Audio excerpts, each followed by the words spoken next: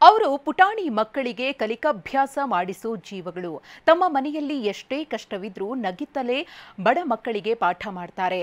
ಆದ್ರೀಗ ಅವರೇ ಬೀದಿಗೆ ಬರುವ ಸ್ಥಿತಿ ಬಂದಿದೆ. ಅದ್ಯಾಕೆ ಅನ್ನೋದನ್ನೇ ತೋರಿಸ್ತೀವಿ ನೋಡಿ.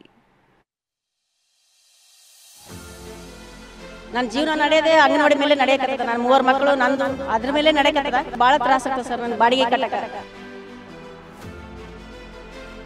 4 ತಿಂಗಳಾದ್ರೂ ಕೂಡ ನಮಗೆ ಬಾಡಿಗೆ ಸರಿಯಾಗಿ ಆಗ್ತಾ ಇಲ್ಲ. ಒಬ್ಬರಿಗೆ ಗಂಡ ಇಲ್ಲ, ಮತ್ತೊಬ್ಬರಿಗೆ ಬಡತನ, ಇನ್ನೊಬ್ಬರು ಹಣ ಎಲ್ಲಿಂದ ತರೋದು ಅಂತ ಕೇಳ್ತಿದ್ದಾರೆ. ನೂರಾರು ಅಂಗನವಾಡಿ ಕಾರ್ಯಕರ್ತೆಯರು ಪರದಾಡ್ತಿದ್ದಾರೆ. ಅಂಗನವಾಡಿ ಕೇಂದ್ರಗಳಿಗೆ ಬಾಡಿಗೆ ಕಟ್ಟೋದು ಹೇಗೆ ಅಂತ ನೇಗಿಲು ಬಿದ್ದಿದ್ದಾರೆ.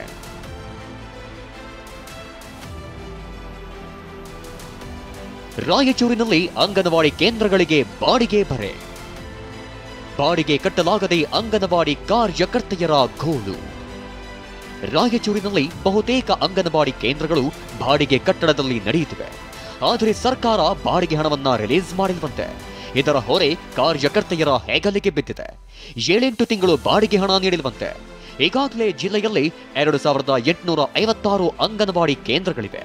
ಈ ಪೈಕಿ ನಗರ ಪ್ರದೇಶದಲ್ಲಿ 443 ಕೇಂದ್ರಗಳು ಬಾಡಿಗೆ ಕಟ್ಟಡದಲ್ಲಿವೆ. ಅಲ್ಲಿ ಪ್ರತಿ ಕೇಂದ್ರಗಳಿಗೆ 4,000 ಬಾಡಿಗೆ ಹಣ ನೀಡಬೇಕು. ಇನ್ನು ಗ್ರಾಮೀಣ ಭಾಗದಲ್ಲಿ 365 ಕೇಂದ್ರಗಳು ಬಾಡಿಗೆ ಕಟ್ಟಡಗಳಲ್ಲಿವೆ. ಅಲ್ಲಿ ಪ್ರತಿ ಕೇಂದ್ರಕ್ಕೆ 2,000 ಕಟ್ಟಬೇಕು. ಆದರೆ ಸರ್ಕಾರ ಹಣ ಬಿಡುಗಡೆ ಮಾಡಿಲ್ಲ. ಹೀಗಾಗಿ ಕಾರ್ಯಕರ್ತೆಯರೇ ಬಾಡಿಗೆ ಕಟ್ಟಿ ಪುಟಾಣಿಗಳಿಗೆ ಕಲಿಸಬೇಕಾದ ಸ್ಥಿತಿ ಎದುರಾಗಿದೆ.